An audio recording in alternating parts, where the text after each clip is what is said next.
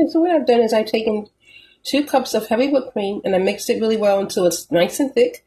Then you want to add your agave or your brown sugar, whatever the case may be. I added 1 tablespoon of agave sugar. Agave. It's like a sweetener. It's all raw. It's all natural sweetener, and you want to mix that in really well. You want to make sure before you mix it's thick like this. Okay, and you're going to take whatever mixture you can take a can of mixed fruit, peaches, whatever case may be, blueberries, and you want to add to that. You can add a little cornstarch to that or not.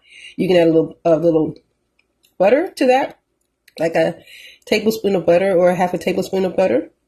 You don't have to. You can add a little bit of agave syrup if you want to add a little more sweetener, but blueberries are usually sweet by themselves. If it has a syrup with it, you don't need to add any sugar. But if you get raw, natural, like in the raw, natural blueberries, wash them off really good, apple cider vinegar, things like that. You can put a little baking soda on there, let it soak, rinse it off really well.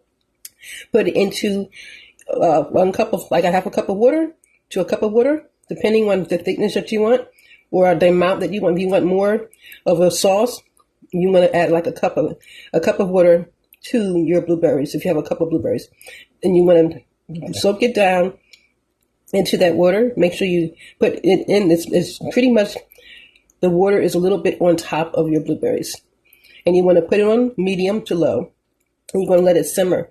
And then you can add, if you want, like I said, you can add a little bit of blue raw agave.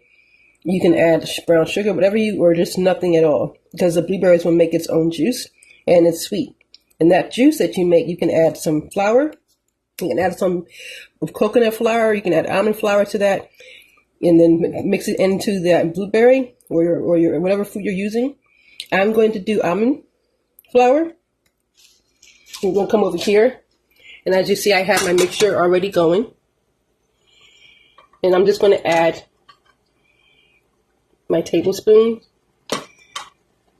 and another tablespoon to this. And you're just going to mix that in really well. Put this on simmer now. Okay. You're going to mix that in really, really, really well. And that's going to get nice and thick. Let it simmer, continue to simmer. Okay. And then we're going to come right back. Now what we want to do is we want to place our fruit sauce or our fruit mixture in here. Rinse this off. And we're going to just take this mixture right here, okay, and add it in here. Now, if you want, this was just me just being silly. I was just testing it out to make sure it was sweet enough before.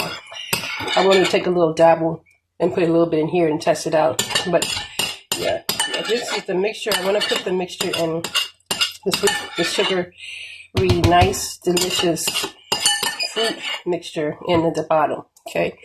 Now, what you can do, you can add a little oil, you can add a little butter to this at the bottom if you like a buttery coating. So we can do that right now.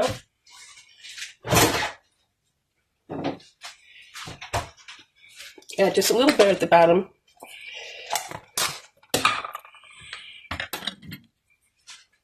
Okay. I'm going to use one of these.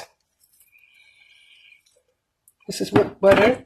You can use whatever butter you like as long as it's softened. So this application is pretty easy. And just put that around your bowl. And at the bottom, put a little bit more.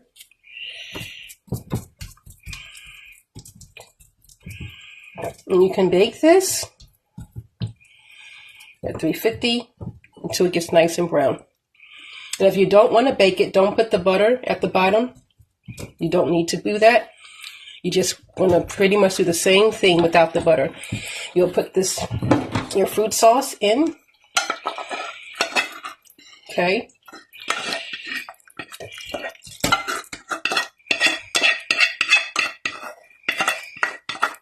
And make sure that your fruit sauce, after you put it in your bowl that you're going to bake with, or that you're going to place in the refrigerator, if you don't bake it, let it cool down first before you put the mousse part on top, okay? Make sure this is cooled down first. And then you just want to add, this is a hot, and you just want to add the cool part on top of it once this cools down. So this has to take, I'm going to give it like another 30 minutes or so to let it cool down before I put the mousse on top of it. And then we're going to refrigerate it, or like I said, if you want to put the butter at the bottom to bake, you want to make sure you preset your oven for like 15 so minutes, 350, and then you want to bake this until it gets nice and brown on top.